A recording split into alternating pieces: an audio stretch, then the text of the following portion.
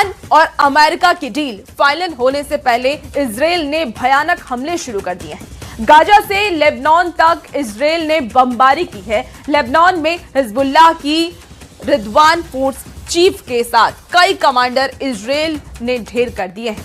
आपको बता दें कि इजराइल के हमले से भड़के ईरान ने अमेरिकी ड्रोन को भी मार गिराया है। ईरान के सुप्रीम लीडर मुज्तबा खामेनी ने राष्ट्रपति के साथ 3 घंटे की मीटिंग की है और मीटिंग के बाद ट्रंप के होश उड़ाने वाला फैसला भी लिया है। रिपोर्ट आपको दिखाते हैं।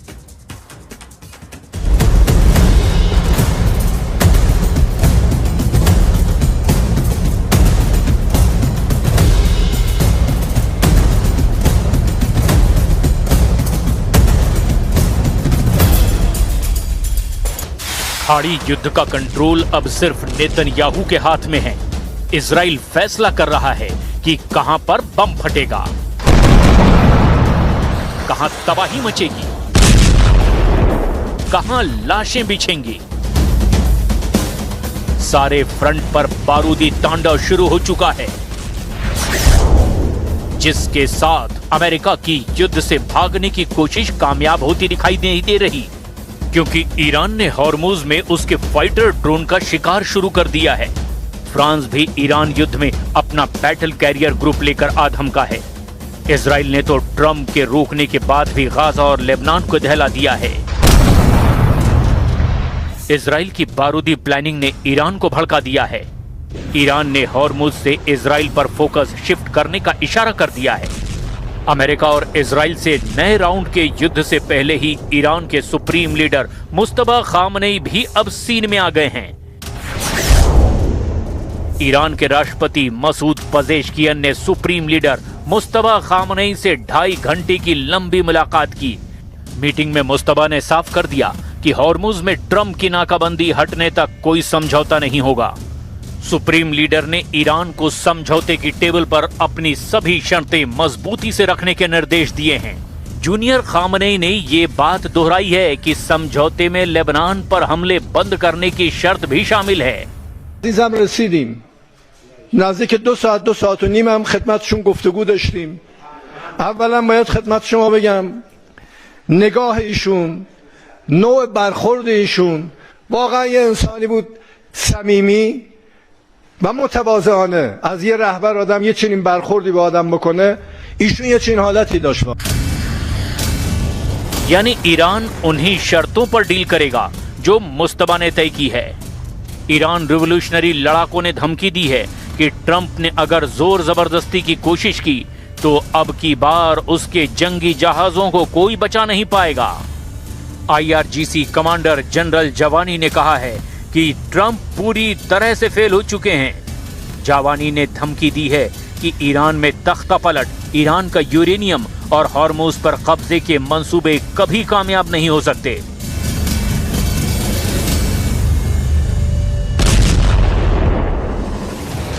अमेरिका की तरफ से फिलहाल समझौते के सिवाय कोई बात नहीं हो रही है, लेकिन ट्रंप फोर्स वॉर जोन में रेडी है। ईरान पर प्रेशर बनाने के लिए फ्रांस का एयरक्राफ्ट कैरियर भी वॉर जोन में एंट्री ले रहा है। फ्रांस ने अपने कैरियर चार्ल्स डी गॉल को हॉर्मुज की तरफ भेज दिया है। कैरियर चार्ल्स डी गॉल मिस्र की स्वेज नहर से तेजी से हॉर्मुज की तरफ बढ़ता जा रहा है। फ्रांस के राष्ट्रपति इमैनुअल मैक्रों ने कहा कि एयरक्राफ्ट कैरियर लाल सागर की तरफ बढ़ता जा रहा है। इसके बाद उसे हॉर्मुज के करीब तैनात किया जाएगा। ये फ्रांस और ब्रिटेन का ज्वाइंट मिशन है, जिसमें फ्रांस और ब्रिटेन के जहाज शामिल हैं। ईरान ने फ्रांस के तेल के जहाज को निशाना बनाया, जिसके बाद से फ्रांस बेहद गुस्से में है। यानी ईरान अब यूरोपीय महाशक्तियों के टारगेट पर आ चुका है। लेकिन फिलहाल ईरान को इजराइल की कोई काट नहीं मिल रही, क्योंकि नेतन्याहू ने अमेरिका से अलग ट्रैक पर चलकर दुश्मनों को बेरहमी से कुचलना शुरू कर दिया है। बेरूत, नबातिये, गाजा, लोकेशन अलग अलग है, लेकिन बारूदी तस्वीरें एक जैसी सामने आने लगी हैं। धमाके की, तबाही की, आग की, धुएं की, क्योंकि इजराइल भयानक वॉर मोड में आ गया है। नेतन्याहू ने ऐलान कर दिया है कि ईरान और लेबनान में जब तक इजराइल के दुश्मन हैं तब तक युद्ध चलेगा। החומר המועשר מאיראן, כל החומר המועשר, ופירוק יכולות ההעשרה באיראן. הנשיא טראמפ מאמין שהוא יכול להשיג את זה בדרך זו או בדרך אחרת. אנחנו אבל ערוכים לכל תרחיש, וזו ההנחיה שלי גם לצה"ל ולגורמי הביטחון שלנו. गाजा और लेबनान को दहलाकर इजराइल ने ईरान को फिर से उलझा दिया है। मुस्तबा की उलझन ये है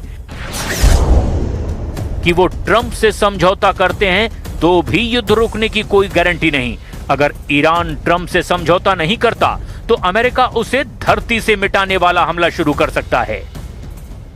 ईरान ट्रंप से डील पर सीरियस है, बातचीत चल रही है, लेकिन जिस तरह इजराइल ने युद्ध भड़का दिया है उससे ईरान समझ नहीं पा रहा कि वो ट्रंप पर भरोसा करे या नहीं, क्योंकि इजराइल ने ट्रंप की सभी अपील धुआं धुआं कर दी है।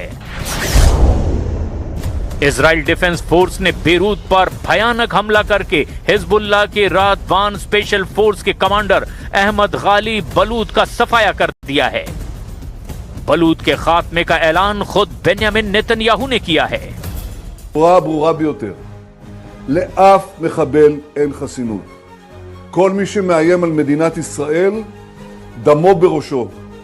תודה ללוחמים הגיבורים שלנו, לאנשי המודיעין, לחיל האוויר שלנו. אתם הטובים בעולם. אני מצדיע לכם, עם ישראל מצדיע לכם.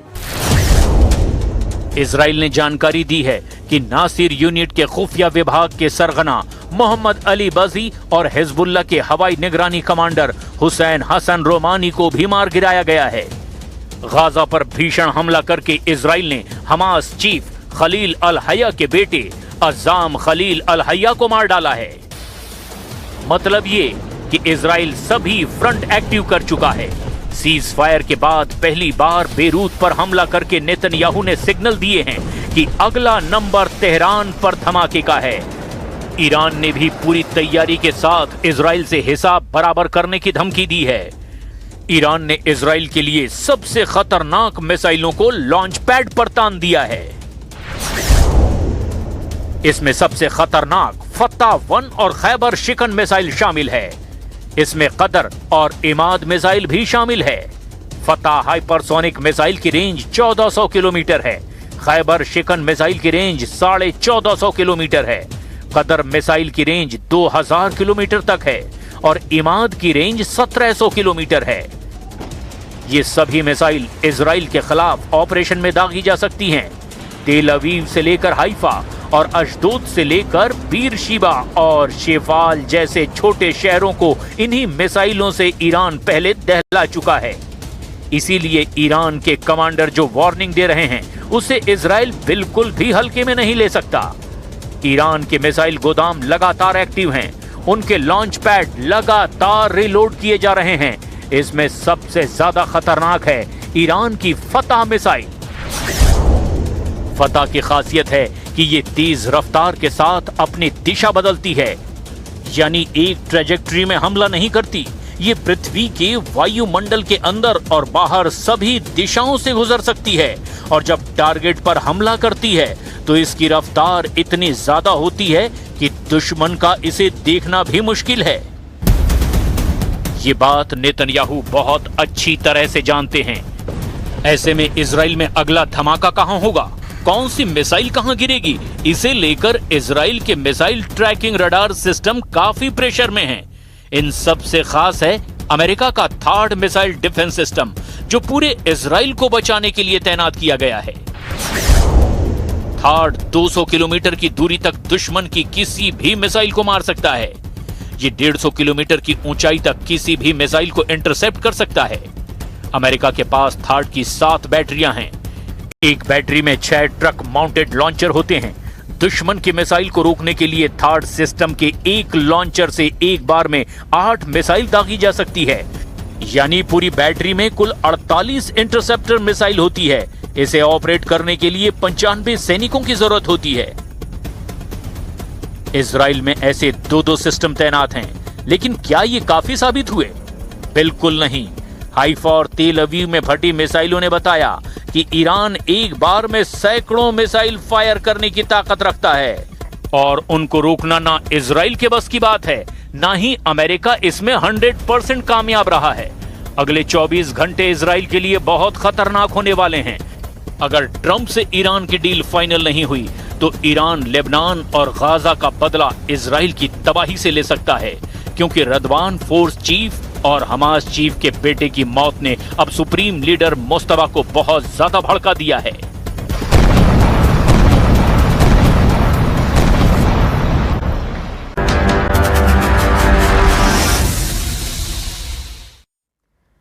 देखिए, रूस ने एक दिन के लिए 9 मई को सीज फायर का ऐलान किया, लेकिन इस ऐलान के बाद रूस और यूक्रेन में भयानक युद्ध भड़क गया है। जेलेंस्की ने दावा किया है कि एक तरफा सीज फायर ऐलान के बावजूद रूस ने कीव समेत दूसरे इलाके में कई बड़े हमले किए हैं। अब रूस का यह भी दावा है कि उसने 300 से ज्यादा यूक्रेनी ड्रोन को इंटरसेप्ट किया है। रूस ने चेतावनी दी है कि 9 मई को विक्ट्री डे परेड के दिन अगर मॉस्को पर हमला हुआ तो कीव पर मिसाइलें गिरेंगी।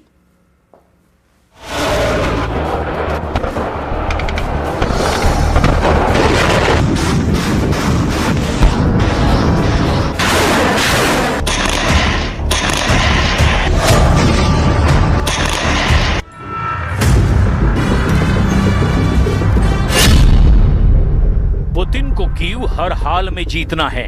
विक्ट्री डे से पहले कीव में मॉस्को का तिरंगा फहराना है।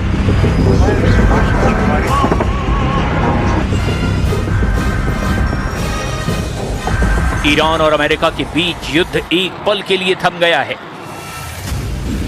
लेकिन रूस और यूक्रेन के बीच जंग 1500 से ज्यादा दिनों से ऑन है।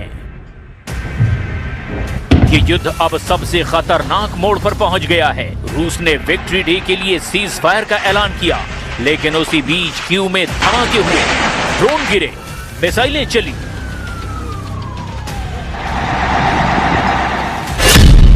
रूस ने दावा किया कि उसने एक रात में 347 यूक्रेनी ड्रोन मार गिराए। यूक्रेन का दावा है कि उसने रूस के 90 से ज्यादा ड्रोन को इंटरसेप्ट किया।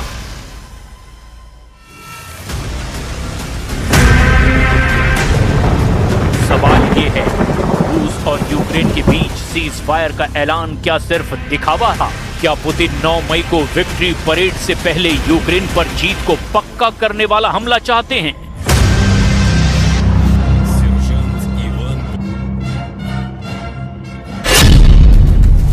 टूटा सीज फायर, अब कीव पर फाइनल अटैक। पुतिन का ऑर्डर, कीव को कुचलो, दुनिया को दिखाओ ताकत। मॉस्को की परेड से пहले यूक्रेन पर महायुद्ध. Фаєр на один день, а перед цим вбивати наших людей, ну, м'яко кажучи, просто нечесно. Сьогодні Мерефа, вчора Дніпро, загиблі, поранені, дорослі, діти.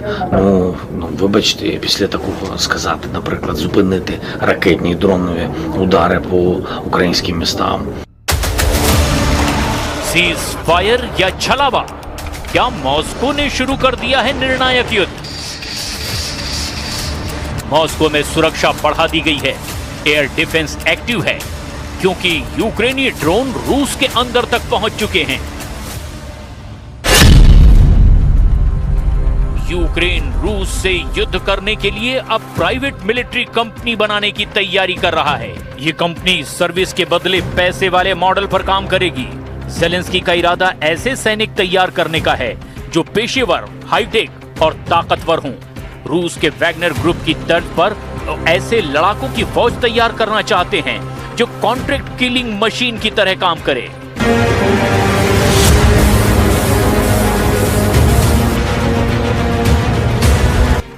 दूसरी तरफ रूस का दावा है कि उसने सैकड़ों ड्रोन मार गिराए हैं, यानी अब युद्ध सिर्फ बॉर्डर पर नहीं बल्कि कीव बना मॉस्को तक पहुंच चुका है।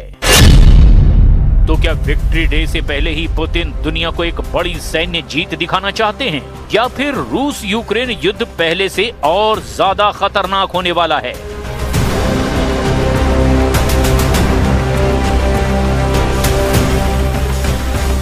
То усім українським піхотинцям і у День піхоти, і завжди. Друге, сьогодні була нарада щодо деяких особливих післявоєнних можливостей наших воїнів. Весь світ бачить, що український воїн справді сильний, справді досвідчений. Наш експорт безпеки. मॉस्को की सड़कों पर रूस के विक्ट्री डे परेड की तैयारी चल रही है, लेकिन आर्म्ड व्हीकल, मिसाइल लॉन्चर और आर्टिलरी सिस्टम वाले ट्रक क्या रूस की सीमा को पार करके कीव तक पहुंच जाएंगे? क्या विक्ट्री डे से पहले मॉस्को ब्रिगेड कीव पर सबसे बड़ा हमला करेगी? 9 मई रूस का विक्ट्री डे, जब मॉस्को जर्मनी पर जीत का जश्न मनाता है। रेड स्क्वायर पर टैंक निकलते हैं, मिसाइलें दिखाई जाती हैं, पूरी दुनिया को रूसी ताकत का संदेश दिया जाता है। लेकिन इस बार विक्ट्री डे से पहले मॉस्को खुद डरा हुआ दिखाई दे रहा है। ये मॉस्को के डर के पीछे पुतिन का वॉर प्लान है। मॉस्को ने दावा किया कि यूक्रेन के ड्रोन रूस के अंदर तक पहुंच रहे हैं, जिसके बाद मॉस्को के आसपास एयर डिफेंस बढ़ा दिया गया है। रिपोर्ट में दावा किया गया है कि इंटरनेट तक बंद करने की तैयारी की गई है और परेड की सुरक्षा युद्ध स्तर तक पहुंचा दी गई है। तो सवाल यह है कि क्या पुतिन विक्ट्री डे से पहले एक बड़ी सैन्य जीत दिखाना चाहते हैं? हालांकि रूस ने कहा है कि वे सीज फायर चाहते हैं, लेकिन यूक्रेन ने आरोप लगाया कि सीज फायर ऐलान के बावजूद रूस ने ड्रोन और मिसाइल हमले जारी रखे हैं। हमले की आवाज कीव, सूमो, डिप्रो और जापोरेजिया हर तरफ सुनाई दे रही है। तो सवाल उठता है कि क्या ये सीज फायर था या सिर्फ दुनिया को दिखाने के लिए एक राजनीतिक ड्रामा? रिपोर्ट में दावा किया गया कि 24 घंटे में रूस की सेना ने 30 से ज्यादा घातक हमलों को अंजाम दिया। रात से सुबह तक 20 से ज्यादा एयर स्ट्राइक की गई। रूस की सेना ने यूक्रेन पर मिसाइल हमले, ड्रोन अटैक किए। यूक्रेन ने दावा किया कि उसने 90 से ज्यादा ड्रोन को हवा में ही मार गिराया, जबकि इन हमलों के 24 घंटे पहले ही 9 मई को रूस ने विक्ट्री डे के लिए सीज फायर का ऐलान किया था। रूस के हमलों से यूक्रेन के शहर फिर खंडहर की तरह दिखने लगे हैं। रिपोर्ट में दावा किया गया कि रूस के सिर्फ ड्रोन अटैक में 27 से ज्यादा लोग मारे गए, जबकि 100 से ज्यादा लोग घायल हुए हैं। यूक्रेन ने इसे इस साल का सबसे घातक हमला बताया। रूस के हमलों के बाद ज़ेलेंस्की ने सोशल मीडिया पर FP5 flamingo cruise missile launch का वीडियो शेयर किया, जिसमें दावा किया गया कि 1500 किलोमीटर दूर रूस के शहर चिबॉक्सरी को भी निशाना बनाया गया। ज़ेलेंस्की ने पलटवार करते हुए कहा कि ये रूस के हमले का जवाब है और इस तरह के जवाब मॉस्को को मिलते रहेंगे। यूक्रेन का दावा है कि उसने इस मिसाइल से रूस के उस ठिकाने को तबाह किया जहां से रूस की नेवी उसके मिसाइल और एविएशन इंडस्ट्री को नेविगेशन कंपोनेंट सप्लाई होती है। हालांकि इसमें मिसाइल लॉन्च की जगह का जिक्र नहीं किया गया। FP5 फ्लेमिंगो यूक्रेन की खुद की बनाई मिसाइल है, जिसे कीव की फायर पॉइंट कंपनी ने बनाया है। इसे अगस्त 2025 में सार्वजनिक रूप से पेश किया गया था। ये टॉम हॉक से 2 गुनी रेंज वाली मिसाइल है। इसकी रेंज करीब 3000 किलोमीटर है। इसमें 1150 किलोग्राम वॉरहेड फिट हो सकता है। रफ्तार 900 किलोमीटर प्रति घंटा है। इसका GPS गाइडेड सिस्टम इसे 14 मीटर के अंदर सटीक मार करने की क्षमता देता है। यूक्रेन की फ्लेमिंगो मिसाइल रूस के यूरोपीय हिस्से के लगभग पूरे इलाके को कवर करता है। रूस के पास फिलहाल मैक्सिमम 2500 किलोमीटर रेंज की ही मिसाइल है, लेकिन मॉस्को की मिसाइलों का वजन फ्लेमिंगो की तुलना में 2.5 गुना भारी है। मतलब फ्लेमिंगो से ज्यादा तबाही मचा सकती है। रूस के पास दुनिया में सबसे ज्यादा परमाणु बम है।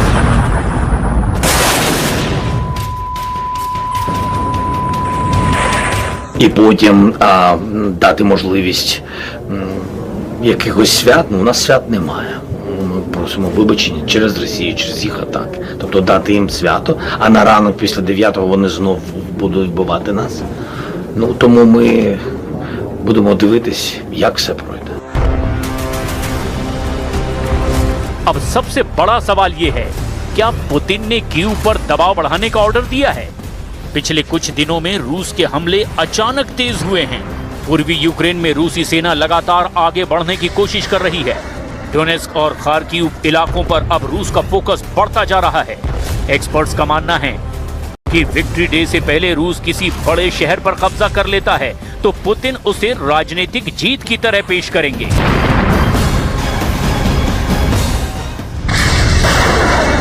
Представительству международных организаций была направлена нота следующего содержания. Цитирую. 4 мая 26 года Министерство обороны Российской Федерации опубликовало официальное заявление в связи с угрозами киевского режима нанести удар по Москве в священный для всех россиян праздник День Победы в Великой Отечественной войне. लेकिन सवाल ये भी है, क्या रूस के पास इतनी ताकत बची है? 3 साल का युद्ध, आर्थिक प्रतिबंध और हजारों सैनिकों की मौत, ड्रोन हमलों से तबाह एयरबेस, फिर भी रूस जीत के दावे कर रहा है। लेकिन क्या वो भीतर से थक चुका है? दावा है कि रूस के पास अभी भी 10 लाख से ज्यादा एक्टिव सैनिक हैं, जिसमें से करीब 5 लाख सैनिकों की पूरी तैनाती यूक्रेन में है। जंग में उसके करीब 12 लाख सैनिक या तो घायल हुए या मारे गए, लेकिन इसकी भरपाई के लिए वो हर महीने 30,000 से ज्यादा सैनिकों की भर्ती कर रहा है। 2026 में सेना में आने वालों की कमी हुई है, इसीलिए रूस पर आरोप लग रहा है कि वो जबरन सैनिकों की भर्ती बढ़ा रहा है। लेकिन इस जंग में यूक्रेन भी बुरी तरह टूट चुका है। उसके बिजली के ढांचे को बर्बाद कर दिया गया है। शहर के शहर खंडहर हो चुके हैं। लाखों की संख्या में लोग माइग्रेट हो गए हैं। बावजूद इसके ज़ेलेंस्की झुकने को तैयार नहीं है। ज़ेलेंस्की की सिर्फ एक ही डिमांड है, यूक्रेन का सिर्फ एक ही संदेश है, सीज फायर नहीं, रक्षा चाहिए। सिर्फ 24 घंटे के युद्ध में यूक्रेन के शहरों का हाल कुछ इस तरह से है। हर तरफ हाहाकार मचा हुआ है, इमारतें तबाह है, गाड़ियां जल रही है। रेस्क्यू टीम हर मिनट किसी न किसी की जान बचाने में लगी है। इस पूरे युद्ध में अब सबसे खतरनाक हथियार बन चुके हैं ड्रोन, सस्ते, तेज और घातक ड्रोन। रूस ईरानी डिजाइन वाले ड्रोन इस्तेमाल कर रहा है। यूक्रेन वेस्टर्न टेक्नोलॉजी वाले ड्रोन से तबाही मचा रहा है। यानी ये सिर्फ रूस यूक्रेन युद्ध नहीं, बल्कि हथियारों की नई लैब बन चुका है, जहां दुनिया की सबसे बड़ी ताकतें अपनी टेक्नोलॉजी टेस्ट कर रही हैं। सीज फायर टूटा या तोड़ा गया, ये बहस चलती रहेगी, लेकिन इतना तय है, रूस यूक्रेन युद्ध अब सिर्फ जमीन की लड़ाई नहीं रहा, ये सम्मान और ईगो की लड़ाई बनता जा रहा है। उस संदेश की लड़ाई है जो मॉस्को दुनिया को दिखाना चाहता है। सवाल बस इतना है, विक्ट्री डे पर दुनिया जीत का जश्न देखेगी या एक और भीषण युद्ध की शुरुआत?